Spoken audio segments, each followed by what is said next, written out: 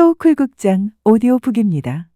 오늘은 아기 엄마의 젖을 얻어먹고 죽다가 살아난 박문수의 새 편을 올리겠습니다. 조선시대 하면 딱 떠오르는 전설적인 인물이 있죠. 부패한 관리들 혼내주고 억울한 백성들 구해주는, 바로 그분입니다. 정말 날카로운 지성과 재치로 나라 전체를 떠들썩하게 했던 사람인데요. 근데 바로 그 사람이 어린 사찰의 행자, 그러니까 꼬마 스님한테 말문이 턱 막혀서 오히려 크게 감탄했다는 이야기가 있거든요. 그러니까 대체 어떻게 된 일일까요? 조선 최고의 지성이라고 불리던 사람이 어떻게 가장 예상치 못한 상대에게 제대로 한 방 먹고 겸손을 배우게 됐을까요? 오늘 이야기는 바로 그 흥미진진한 순간에 대한 겁니다. 같이 한번 들어가 보시죠. 자, 그럼 이 이야기의 주인공 박문수라는 인물부터 제대로 알아봐야겠죠. 사실 조선시대에 암행어사가 한둘이 아니었거든요. 그런데 신기하게도 우리가 암행어사 하면 딱 떠올리는 이름은 거의 박문수, 이 한 사람이잖아요. 왜 그럴까요? 그건 바로 이 사람이 그냥 높은 관리가 아니라 정말로 백성들의 편에 섰던, 뭐랄까 진정한 친구 같은 존재였기 때문이에요. 암행어사라는 게 말 그대로 왕의 보이지 않는 눈과 귀가 되어서 전국을 돌아다니는 비밀 감찰관이었어요. 겉보기엔 그냥 평범한 행인, 남루한 선비처럼 하고 다니니까 아무도 그 정체를 모르는 거죠. 그러다가 결정적인 순간에 암행어사 출두요 하고 나타나는 겁니다. 박문수는 바로 이 암행어사 하면 딱 떠오르는 거의 상징적인 인물이었던 거죠. 근데 진짜 재밌는 게 뭔지 아세요? 이 박문수의 문수라는 이름 자체가 지혜랑 아주 깊은 관련이 있다는 거예요. 불교에서 지혜를 상징하는 보살이 바로 문수보살이거든요. 그러니까 태어날 때부터 이름에 지혜를 품고 있었던 셈이죠. 이 이름 꼭 기억해 두세요. 잠시 후에 펼쳐질 이야기에서 정말 기가 막힌 반전의 복선이 되거든요. 애초에 박문수라는 인물 자체가 거의 전설처럼 태어났다고 해요. 그의 탄생설화를 들어보면 이게 정말 한편의 영화 같아요. 어머니의 아주 깊은 믿음과 자비심이 만들어낸 정말 기적 같은 이야기거든요. 이야기는 이렇습니다. 오랫동안 아이가 없던 박문수의 어머니가 백일 기도를 드려요. 그리고 마지막 날 공양을 올릴 스님을 모셔오라고 하인을 보냈는데 하인이 그냥 돌아온 거예요. 웬 나병 걸린 스님 한 분밖에 없었다면서요. 근데 이때 어머니가 정말 대단한 말을 합니다. 하인을 꾸짖으면서 내가 언제 병을 가려서 모셔오랬느냐, 스님을 모셔오라고 했지 하면서 그 스님을 극진히 대접해요. 그날 밤 꿈에 바로 그 스님이 지혜의 상징인 문수보살로 변하고 그 상처들이 활짝 핀 연꽃이 되는 걸 본 거죠. 그리고 10달 뒤 아들이 태어났는데 그 아이가 바로 박문수였던 겁니다. 자, 이제 오늘의 본 무대, 바로 해인사로 한번 가보겠습니다. 이때 박문수는 암행어사가 아니라 합천 군수로 있었는데요. 바로 이 해인사를 방문하면서부터 이 모든 이야기가 시작됩니다. 그 당시 시대 분위기를 좀 알아야 하는데요. 조선은 숭유억불, 그러니까 유교를 숭상하고 불교를 억압하는 정책을 폈잖아요. 그래서 많은 선비들이 불교를 좀 안 좋게 봤어요. 결혼도 안 하고 세금도 안 내고 나라에 도움이 안 된다고 생각했죠. 박문수 역시 뛰어난 성리학자였으니까 아마 불교에 대한 약간은 비판적인 시각을 가지고 있었을 거예요. 그렇게 박문수가 땀을 뻘뻘 흘리면서 해인사로 올라가고 있었어요. 그런데 저 아래 계곡물에 뭔가가 둥둥 떠내려오는 게 눈에 딱 들어온 겁니다. 자세히 보니까 콩나물 몇 가닥이었죠. 그걸 본 박문수가 속으로 혀를 찢찢 찼습니다. 아니, 이 스님들은 일도 안 하고 편하게 앉아서 도나 닦는다고 하면서 이렇게 귀한 음식을 함부로 버리다니, 음식 귀한 줄을 모르는구만. 딱 이렇게 생각한 거죠. 그의 첫인상은 완전 실망 그 자체였어요. 그런데 바로 그때였습니다. 그의 이런 편견을 그냥 한 방에 깨부수는 장면이 눈앞에 펼쳐진 거죠. 웬 동자승, 그러니까 어린 스님 2명이 막 허겁지겁 달려오더니 그 차가운 계곡물에 망설임 없이 그냥 붕덩 뛰어드는 거예요. 그러더니 그 콩나물 몇 가닥을 하나하나 건져 올리는데, 와, 그 모습이 마치 무슨 산삼이라도 캐는 것처럼 정말 소중하게 다루는 겁니다. 그 모습을 딱 본 박문수가 정말 크게 감탄했습니다. 아, 내가 정말 잘못 생각했구나. 콩나물 한 가닥도 이렇게 소중히 여기는 것, 바로 저게 진짜 해인사의 정신이구나 하고 깨달은 거죠. 자신의 섣부른 판단이 부끄러워졌을 겁니다. 자, 이렇게 해인사에 대한 존경심이 마음속에 싹 트긴 했지만 이 박문수라는 사람이 원래 좀 짓궂고 장난기가 많은 사람이거든요. 지적인 호기심도 엄청나고요. 그러니까 이 대단한 스님들을 한번 시험해보고 싶은 그런 마음이 스물스물 올라온 겁니다. 그래서 주지 스님한테 뜬금없이 부탁을 하나 합니다. 스님들이 참선하는 선방을 좀 구경하고 싶다고요. 근데 거기가 어떤 곳이냐면 문 앞에 수행 중이니 절대 출입 금지라고 떡하니 써붙여 놓은 가장 조용하고 엄격해야 할 그런 공간이었어요. 원래대로라면 그 안에는 100명이 넘는 스님들이 정말 숨소리 하나 안 내고 깊은 명상에 빠져 있어야 하는 거죠. 박문주도 당연히 그런 모습을 기대했을 거고요. 그런데 문을 살짝 열고 안을 들여다봤더니 이게 웬걸요. 스님들이 전부 정말 한 명도 빠짐없이 꾸벅꾸벅 졸고 있는 겁니다. 마치 약먹은 병아리들처럼요. 아, 그 무더운 여름날의 식곤증은 역시 수행하는 스님들도 어쩔 수 없었나 봐요. 이걸 본 박문수가 옳다구나 싶었겠죠. 이 기회를 놓칠 리가 없죠. 옆에 있는 주지 스님을 쓱 보면서 아주 능청스럽게 묻습니다. 저기, 스님, 지금 저분들은 대체 무엇을 하고 계시는 겁니까? 아니, 누가 봐도 그냥 졸고 있는 건데 일부러 딱 꼬집어서 물어본 거죠. 완벽하게 한 방 먹였다고 생각했을 거예요. 주지 스님은 얼굴이 하얘졌겠죠. 딱 걸렸으니까요. 뭐라고 대답도 못하고 눈만 끔뻑거리고 있었습니다. 하필 상대가 누굽니까? 나라에서 제일 똑똑하다고 소문난 왕의 총애를 받는 박문수한테 제대로 약점을 잡힌 거잖아요. 바로 그때 그 침묵을 깨고 정말 아무도 예상 못한 사람이 나섭니다. 옆에서 조용히 시중 들던 아주 어린 행자였어요. 이 꼬마 스님이 아주 또랑또랑한 목소리로 이렇게 말하는 겁니다. 원님, 저 스님들은요, 동서남북 사방과 8방향인 8방에 대한 공부는 이미 다 마치셨습니다. 그래서 지금은 마지막 남은 2방향, 바로 위와 아래를 공부하고 계시는 중입니다. 그래서 고개를 위로 쪼고 아래로 쪼고 계시는 겁니다. 와, 정말 대단하지 않나요? 이 어린 행자의 한마디에 분위기가 그냥 확 바뀌어버렸습니다. 졸고 있던 난처한 상황이 아주 깊은 수행의 한 과정으로 탈바꿈한 거죠. 이제 오히려 공은 조선 최고의 지성 박문수에게로 넘어갔습니다. 그가 어떻게 반응할까요? 여기서 박문수의 진정한 위대함이 드러납니다. 보통 사람 같았으면 어디서 어린 놈이 말대꾸냐 하고 화를 냈을 수도 있잖아요. 그런데 박문수는 그러지 않았어요. 오히려 박장대소를 하면서 감탄을 합니다. 하하하, 과연 천하제일의 도량 해인사라는 말이 진짜 빈말이 아니었구나.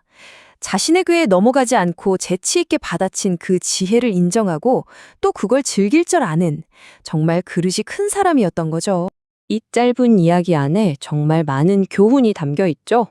먼저 콩나물 한 가닥에서 볼 수 있듯이 진짜 중요한 건 겉으로 보이는 게 아니라 그 안에 담긴 작은 정성이라는 거. 그리고 또 지혜라는 건 나이나 지위에서 나오는 게 아니라 어린 행자처럼 순간을 꿰뚫어 보는 통찰력에서 나온다는 거. 무엇보다 가장 중요한 건 박문수의 태도예요. 자신이 틀렸다는 걸 인정하고 상대의 지혜에 기꺼이 감탄할 줄 아는 겸손함. 이게 바로 진짜 지성의 모습이 아닐까요? 이 경험이 박문수에게는 정말 강렬한 기억으로 남았던 것 같아요. 그래서 그 뒤로는 어디를 가든 이 이야기를 아주 즐겨 했다고 합니다. 내가 해인사에 갔다가 콩나물 줍는 동자승한테 감동하고 졸고 있는 스님들 놀려주려다가 어린 행자한테 아주 멋지게 한 방 먹었다고 말이죠. 자신의 패배를 자랑스럽게 이야기한 거예요. 박문수의 이야기는 오늘날 우리에게도 똑같은 질문을 던지는 것 같아요. 혹시 우리는 나만의 잣대나 편견으로 너무 쉽게 다른 사람이나 상황을 판단하고 있지는 않나요?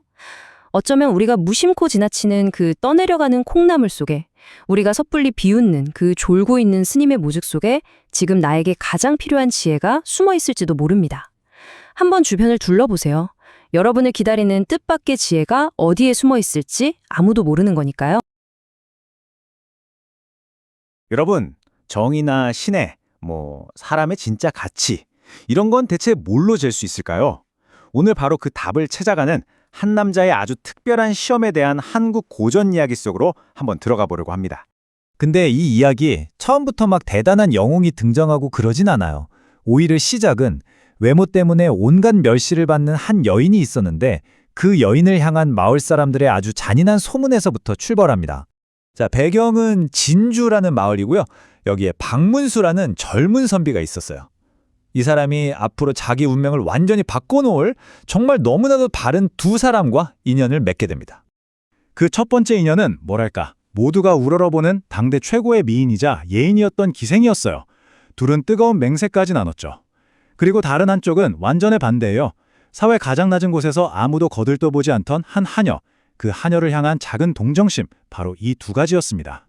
박문수가 보니까 사람들이 이 하녀를 너무 막 대하는 거예요. 그 모습에 화가 나서 이 하녀를 저녁 식사에 초대합니다. 그리고는 정말 깊은 연민을 느꼈는지 그녀를 마치 하늘에서 내려온 선녀 대하듯이 극진하게, 아주 귀하게 대해주죠. 자, 그럼 이 뜨거운 약속과 이 순수한 동정심, 과연 시간의 시험을 잘 견뎌냈을까요? 이제 시간을 훌쩍 뛰어넘어서 10년 뒤로 한번 가보시죠. 10년이라는 세월이 흘렀어요. 그 사이에 박문수는 과거에 떡하니 급제를 했고요. 이제는 그냥 평범한 선비가 아니에요. 바로 왕의 명을 받은 비밀 감찰관, 우리가 잘 아는 암행어사가 된 겁니다. 이제 정의를 실현할 힘을 손에 준 거죠. 암행어사가 되면 다들 아시겠지만 허름한 옷으로 변장하고 전국을 돌아다니잖아요. 백성들이 어떻게 사나 살피고 나쁜 관리들을 혼내줄 수 있는 아주 막강한 힘을 가진 자리죠. 박문수는 바로 그 과거의 인연들이 있는 곳 진주로 돌아가기로 마음먹습니다. 그리고는 아주 재미있는 시험을 하기로 해요. 자신의 과거 인연들이 진짜인지 가짜인지 한번 시험대에 올려보는 거죠. 그 첫 번째 타겟은 바로 영원한 사랑을 약속했던 기생이었습니다. 그래서 일부러 남루한 기색고를 하고선 그 아름다운 기생의 집부터 찾아갑니다. 혹시나 아주 작은 불씨라도 남아있지 않을까, 그런 희망을 품고서요. 그런데 결과는 어땠을까요? 기생은 박문수가 거짓골이 됐다는 말만 전해 듣고는 만나기 싫다고 단칼에 거절해버립니다. 왜냐? 지금 당장 힘 있는 나리들을 위한 잔치 준비하는 게 훨씬 더 중요했거든요. 정말 차갑고 단호했죠. 그 뜨거웠던 10년 전의 맹세? 그의 초라한 모습 앞에선 그냥 아무것도 아니었던 겁니다. 순식간에 재가 되어 날아가 버렸어요. 자, 실망한 박문수는 이번엔 그 하녀를 찾아갑니다. 와, 근데 반응이 정말 180도 달랐어요. 그녀는 그 허름한 옷차림 너머에 있는 박문수를 단번에 알아본 거예요. 그러고는 물동이까지 내팽개치고 달려와서 그를 끌어안고 펑펑 웁니다. 그리고는 자기의 초라한 오두막으로 데려가서는요, 고이 간직해뒀던 비단옷 한 벌을 꺼내줘요. 이게 뭐냐면 몇 년 동안 싹바느질해서 번 돈을 차곡차곡 모아서 만든 옷이었어요. 혹시라도 박문수가 다시 돌아올까봐 그날을 대비해서 오랫동안 준비해온 선물이었던 거죠. 근데 박문수가 이렇게 완전히 방에서 돌아온 걸 보니까 너무 마음이 아프고 화가 난 거예요. 신이 어떻게 이럴 수 있냐면서 그동안 박문수 잘 되라고 매일같이 빌던 그 작은 재단을 자기 손으로 다 부숴버립니다. 그만큼 그녀의 마음이 절망으로 가득 찼다는 뜻이겠죠. 자, 보세요. 이 간단한 시험으로 두 사람의 진짜 마음이 다 드러났죠. 한쪽은 눈에 보이는 외모나 권력 같은 걸 중요하게 생각했고, 다른 한쪽은 그런 것과 상관없이 변치 않는 마음, 그 신의를 중요하게 생각했던 겁니다. 그리고 다음 날 이 지역의 높으신 양반들이 전부 모여서 아주 화려한 잔치를 엽니다. 이제 이 조용했던 드라마의 마지막 장이 펼쳐질 시간이 된 거죠. 박문수는 여전히 그 거짓골 그대로 잔치가 한창인 누각으로 뚜벅뚜벅 걸어 들어갑니다. 관리들은 어디서 잔치 냄새 맡고 파리가 꼬였냐면서 막 비웃고 조롱하는데요. 박문수는 그냥 묵묵히 그걸 다 듣고 있습니다. 가만히 보니까 자기가 벌을 줘야 할 바로 그 탐관오리들이 자기를 보고 비웃고 있거든요. 온갖 조롱에 위협까지 당하고 나니까 박문수도 이제 결심을 하죠. 이제 가면을 벗을 때가 됐구나. 바로 그 순간입니다. 암행어사 출두야 하는 외침이 쩌렁쩌렁 울려 퍼지고요. 그렇게 화려하고 시끄럽던 연회장은 순식간에 그야말로 아수라장이 되어버립니다. 이제 진짜 정체가 드러났죠? 박문수는 당당하게 가장 높은 자리, 상석에 앉습니다. 자, 이제 심판의 시간입니다. 제일 먼저 기생부터 앞으로 불려 나옵니다. 박문수는 깨져버린 그 맹세에 대해 아주 엄하게 책임을 묻죠. 그리고 나서 모든 사람들이 보는 앞에서 자기가 진정으로 인정한 한 사람, 바로 그 급수비를 부릅니다. 여기서 정말 통쾌한 판결이 내려져요. 아주 신속하고 상징적인데요. 그 잘나가던 기생은 하루아침에 물깃는 하녀, 급수비 신세로 만들어버리고요. 반대로 멸시받던 하녀는 이 고을 최고의 기생, 즉 행수기생 자리에 앉힙니다. 세상의 기준이 완전히 뒤집히는 순간이죠. 그리고 하녀에게 내린 보상은 단순히 높은 지위, 이게 다가 아니었어요. 그건 바로 자유였고요. 앞으로 자신의 임무를 마치면 수도로 함께 데려가겠다는 미래에 대한 약속이었습니다. 그녀의 그 깊고 변치 않는 마음에 대한 완벽한 인정이었던 셈이죠. 이 오래된 이야기가 시대를 넘어서 지금 우리에게도 똑같은 질문을 던지는 것 같아요. 여러분이 생각하는 진짜 가치 있는 건 뭔가요? 금방 사라져버릴 지위나 겉모습의 화려함인가요? 아니면 어떤 상황에서도 변하지 않는 한결같은 마음의 힘인가요? 여러분, 한국에서 가장 험준난 산길 하면 어디가 떠오르시나요? 오늘 소개해드릴 금비령이라는 곳, 이 이름 뒤에 정말 놀라운 이야기가 하나 숨어 있거든요. 지금부터 그 전설 속으로 한번 같이 들어가 보시죠. 이야기는 아주 흥미로운 질문 하나로 시작해요. 대체 어떻게 한 여인의 자비로운 행동이 이토록 위험한 고개의 이름이 될 수 있었을까요? 오늘 이 전설의 뿌리를 한번 따라가 보려고 합니다. 자, 이야기의 무대는 바로 금비령입니다. 여긴 그냥 평범한 고개가 아니에요. 한반도에서 가장 높고 또 가장 위험하기로 악명이 자자했던 곳이죠. 중부 해안이랑 저 멀리 외딴 개마고원을 잇는 말하자면 생명줄 같은 그런 통로였습니다. 해발 1676m. 와, 이 숫자만 들어도 뭔가 압도되는 느낌이 들지 않으세요? 이 높이만 봐도 이 고개를 넘는다는 게 보통 일이 아니었겠구나 바로 짐작이 가죠. 근데 위험한 게 단순히 높이 때문만은 아니었어요. 굶주린 호랑이가 수시로 나타났고요. 지형은 또 어찌나 험하던지 한 발짝만 삐끗해도 끝장이었죠. 그래서 사람들이 야, 저긴 한 번 넘으면 두 번 다신 쳐다보지도 않는 곳이야 라고 말할 정도였다니까요. 바로 이곳이 오늘 우리가 들여다볼 이야기의 배경입니다. 자, 그럼 이제 본격적으로 이야기의 중심으로 한번 들어가 볼까요? 모든 건 마을 여인들이 무언가를 발견하면서부터 시작됩니다. 해가 뉘엿뉘엿 지고 산나무를 캐던 여인들이 서둘러 집으로 돌아가던 길이었어요. 바로 그때 길 한가운데에 웬 남자가 쓰러져 있는 걸 발견한 거예요. 보아하니 갈증이랑 탈진으로 거의 죽기 일보 직전이었죠. 그런데 다른 여인들의 반응이 정말 차가웠습니다. 집에 애들이 기다린다면서 그냥 내버려두고 가자는 거예요. 심지어는 호랑이 밥이나 되라고 더여, 어차피 거지잖아. 이런 끔찍한 말까지 서슴지 않았죠. 하지만 딱 한 명, 젊은 안악은 차마 발길이 떨어지지 않았습니다. 그녀는 정말 깊은 딜레마에 빠진 거죠. 생각해보세요. 집에는 젖을 물려야 할 갓난아기가 기다리고 있고 눈앞에는 사람이 죽어가고 있어요. 여러분이 이 상황이라면 과연 어떤 선택을 하시겠어요? 잠시 고민하던 그녀는 마침내 결정을 내립니다. 집에 있는 아기는 시어머니가 어떻게든 해주시겠지? 눈앞의 생명을 먼저 구하기로 한 거예요. 그래서 그녀는 자신이 가진 유일한 것, 바로 자신의 젖을 물려서 그 남자를 살리기로 합니다. 그를 살릴 수 있는 방법은 그것뿐이었으니까요.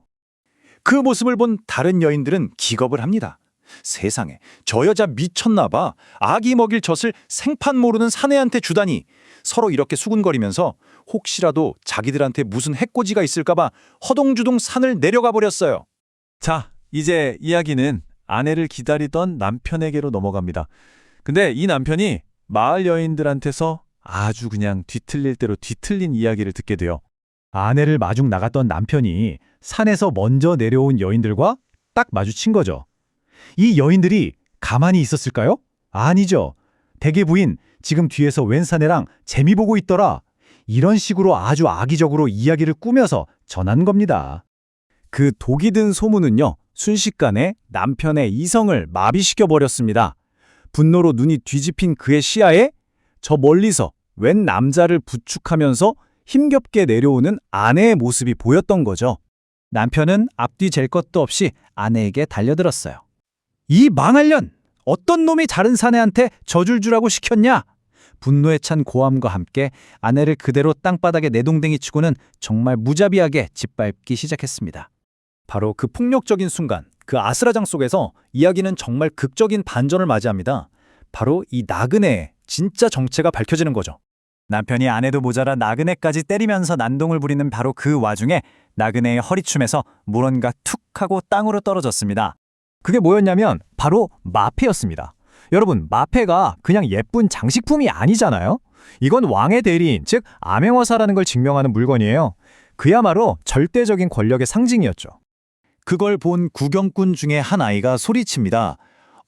암행어사 마패다! 이 한마디에 모든 게 분명해진 거죠.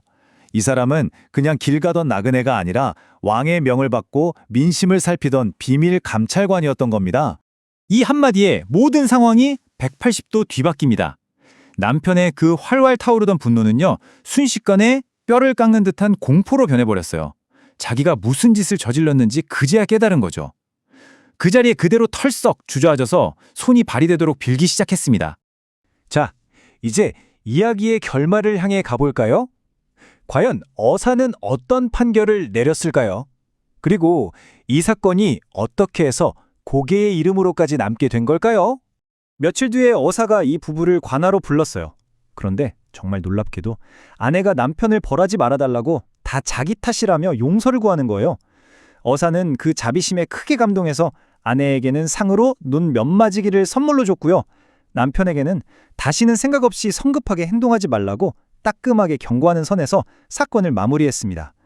참 현명한 판결이죠?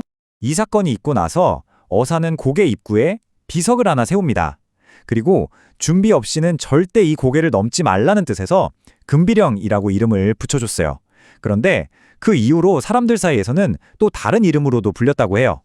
왕의 마패를 가진 높은 어사님조차 이렇게 힘들게 넘으신 고개다라는 의미로 금패령이라고도 불렀다는 거죠. 그리고 이 이야기에 흥미로운 점이 하나 더 있는데요. 전설에 따르면 이 이야기의 주인공인 암행어사가 바로 조선 영조 때 아주 유명했던 인물 박문수였다고 합니다. 이런 실제 역사적 인물이 더해지니까 이 민담이 훨씬 더 생생하게 다가오죠. 결국 이 금비령의 전설은 오늘 우리에게 이런 질문을 던지는 것 같아요.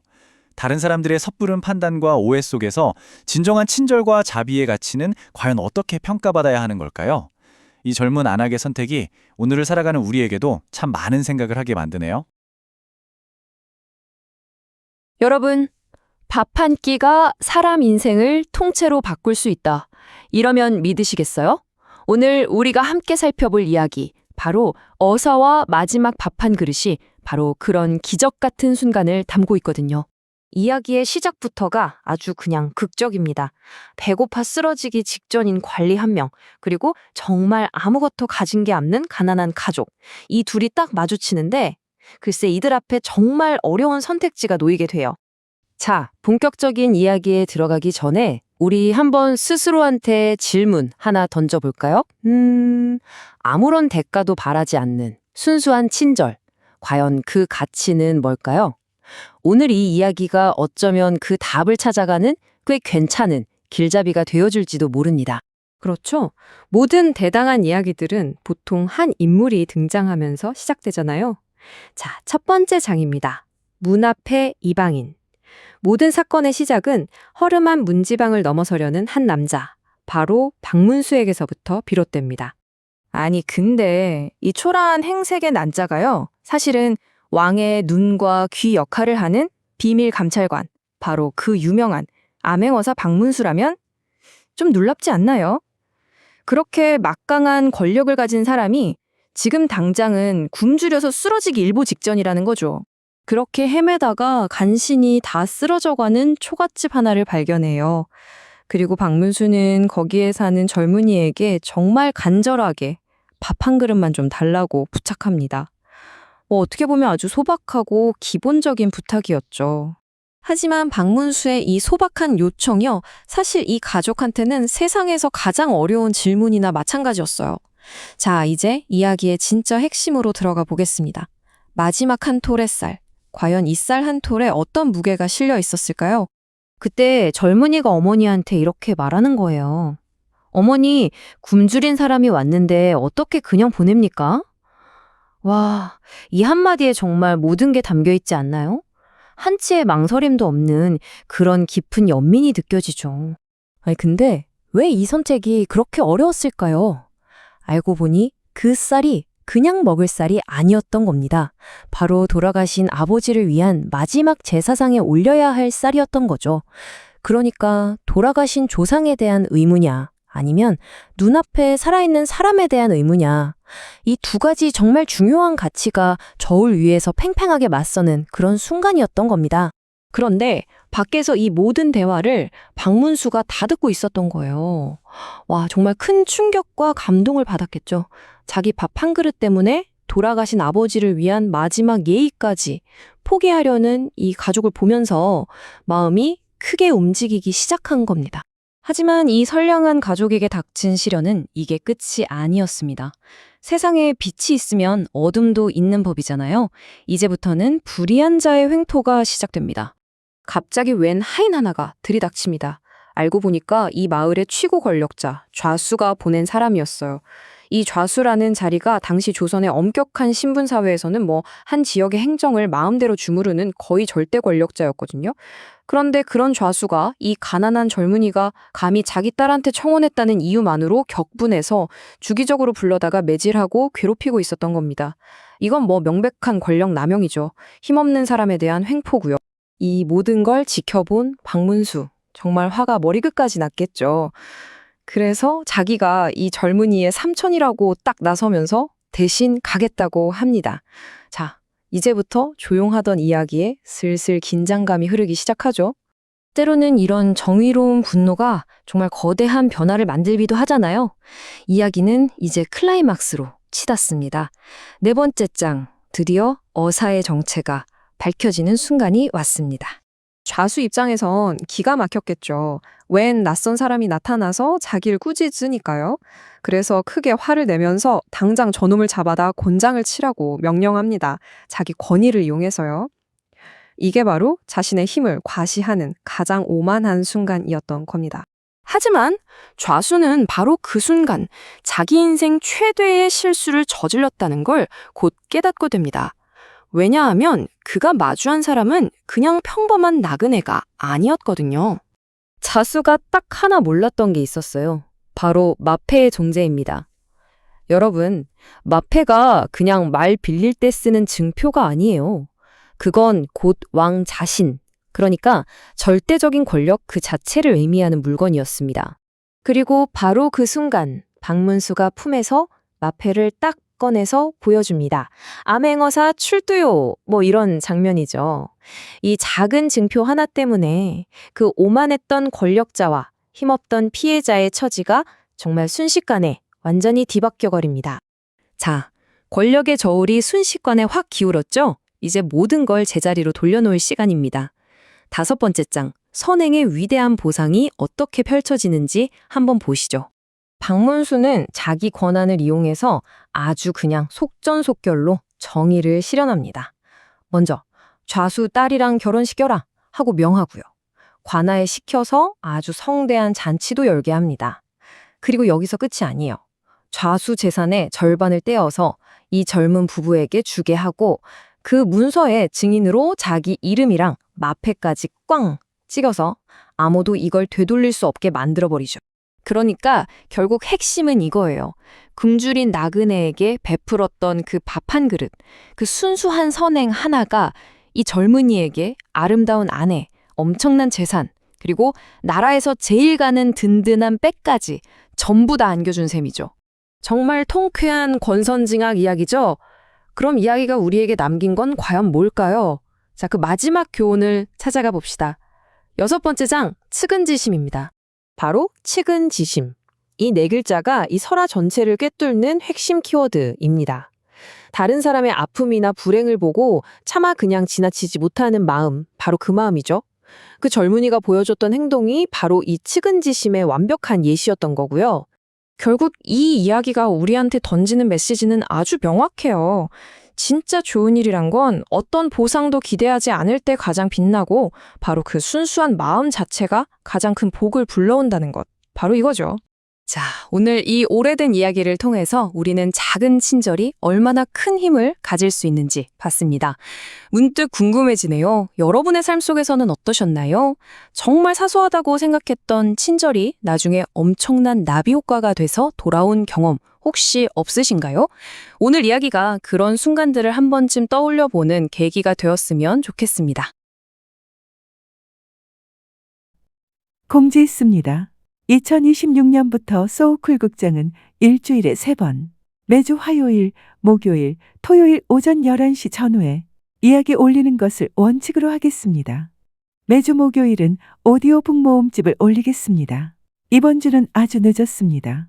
다음 주부터는 시간을 지키겠습니다. 고맙습니다.